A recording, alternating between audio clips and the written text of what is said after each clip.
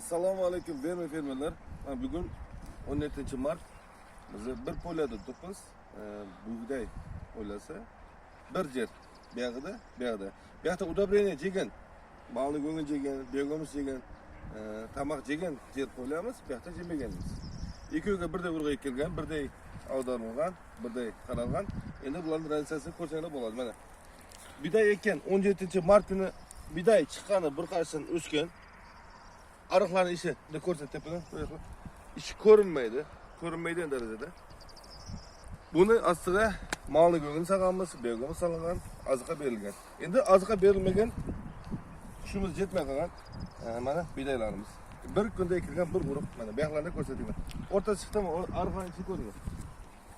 Boshlaricha, orqasidan ko'rsataman. Bu hali ariqning ichi emas, mana bu yoqqa ko'rsat. Bir qashqada yetgan emas, arasida nachar. Mana bizga sonchalik rezultat beryapti.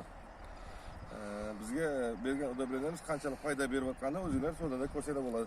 Ta'bir 10 kun, 15 kundan keyin tag ko'rsatamiz. Qanday bo'lgan, oxirida urozayni tag chiqarib beramiz bunga. Qancha tonna urozay berdi? Bu yerda 3 gektar, bu tomonda 2 gektar.